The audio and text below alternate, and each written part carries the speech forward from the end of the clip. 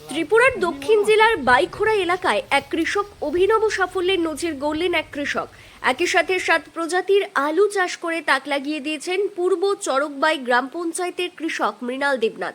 শান্তিরবাজার মহকুমার জোলাইবাড়ি বিধানসভা কেন্দ্রে অধিকাংশ মানুষ কৃষিকাজের উপর নির্ভরশীল।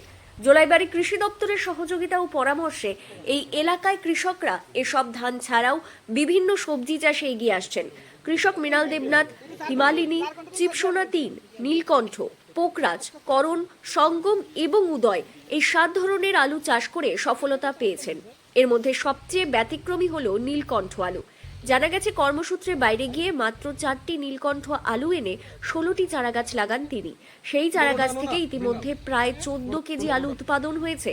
কৃষি দপ্তরের গাইডলাইন মেনে এআরসি চারা ব্যবহার করে এই চাষ করেছেন তিনি। কৃষি দপ্তরের সার্বিক সহযোগিতায় আগামী দিনে আরও বড় পরিসরে এই আলু চাষ করার আশাবাদ ব্যক্ত করেছেন কৃষক মৃণাল দেবনাথ। বৃহস্পতিবার কৃষি দপ্তরের কর্মকর্তারা জমি পরিদর্শনে এসে স্থানীয় কৃষকদের নিয়ে একটি আলোচনা সভা করেন। সেখানে কৃষকদের উন্নয়নে রাজ্য ও কেন্দ্র সরকারের বিভিন্ন প্রকল্প নিয়েও আলোচনা করা হয়। এদিন উপস্থিত ছিলেন জোলাইবাড়ি পঞ্চায়েত সমিতির chairman Tapas Dutta, vice chairman Keshab Chowdhury, BSC chairman Ashok Mog এবং জোলাইবাড়ি কৃষি দপ্তরের তত্ত্বাবধায়ক শ্রীরাম দাস সহ অন্যান্যরা। Bureau report, Tripura TV.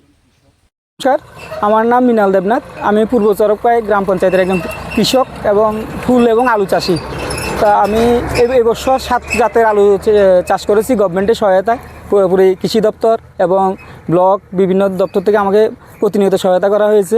এই সহায়তার কারণে আমি আলু চাষ করেছি, ভালো আলু হয়েছে। 7 জাতে ভালো রেকর্ড পরিমাণ উৎপাদন হয়েছে। এর জন্য আমি খুবই খুশি এবং আগামী দিনে আমি অন্যান্য কৃষকদেরও বলবো গভর্নমেন্টের সহায়তা নিয়ে যে কৃষক যে আলু চাষ করে নিজে স্বাবলম্বী হোক এবং অন্যদেরও স্বাবলম্বী হতে সহায়তা করুক।